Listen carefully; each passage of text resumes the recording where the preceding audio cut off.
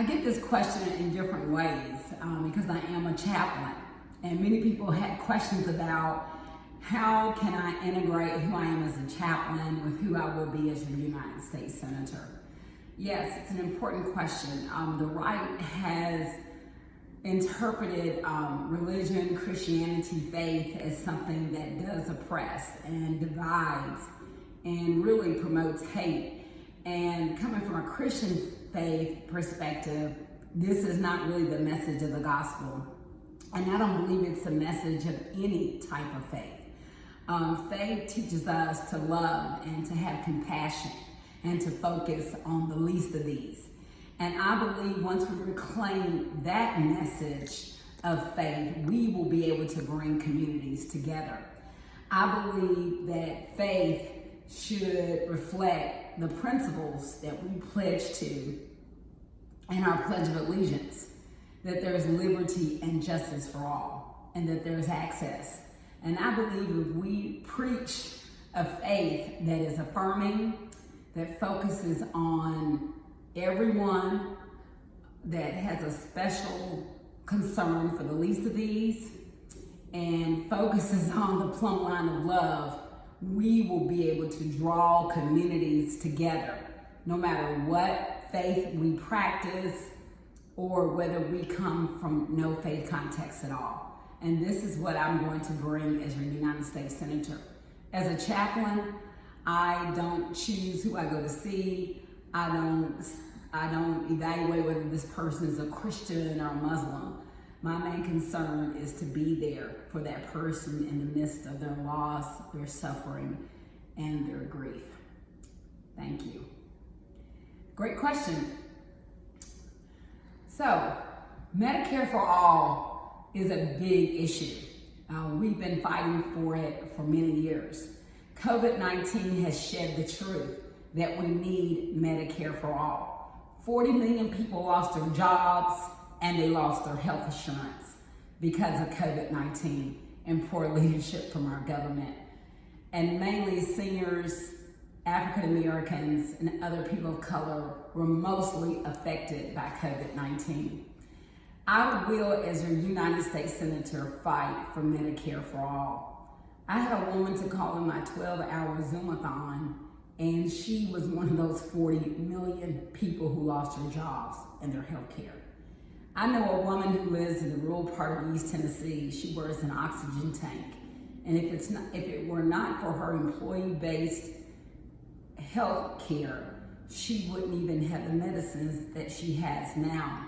But her employee health care does not cover all the medicines she needs.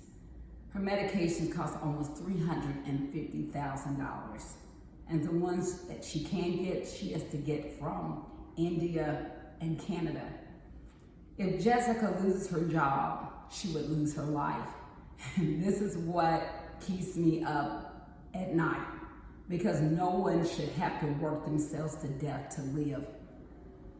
When I go to Washington as your United States Senator, I'm going to make sure that Medicare for all is brought back to the table, because my constituents here in Tennessee need increased access to health care.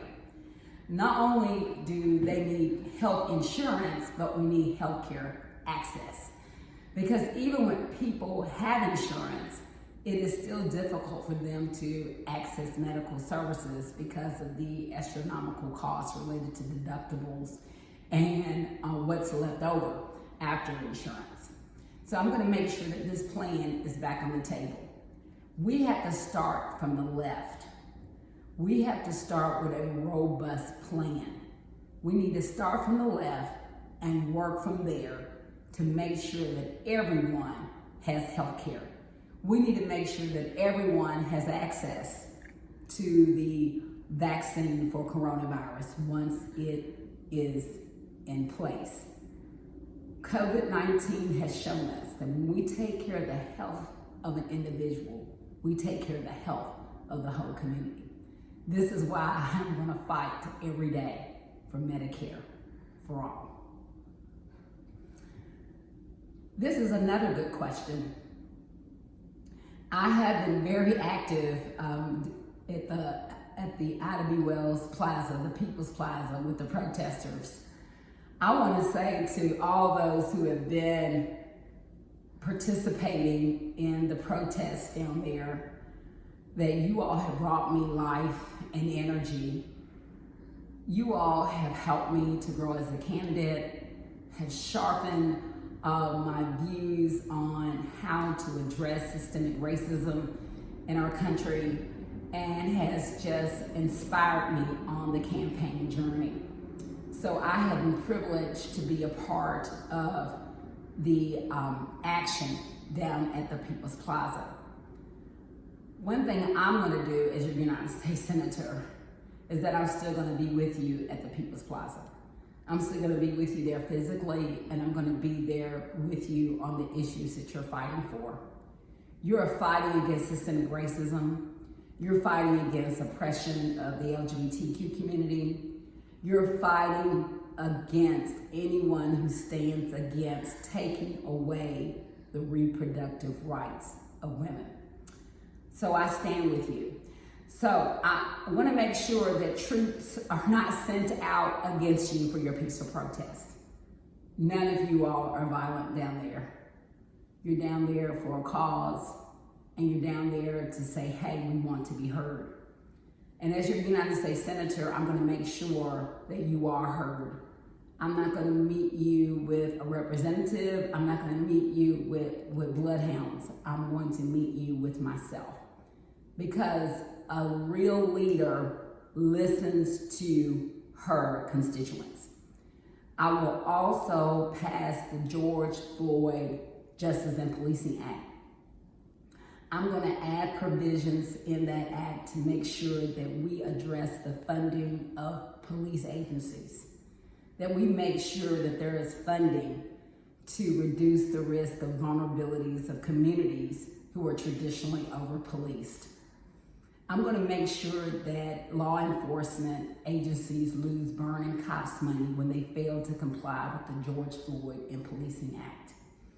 I'm going to make sure that we give adequate funding through the George Floyd and Policing Act to fund community oversight boards throughout the United States, because I believe these boards increase transparency and accountability of policing.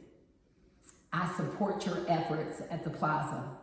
You've given me life, and you have helped me to grow so much as a candidate, and I cannot wait to be your United States Senator. Passion for Tennessee.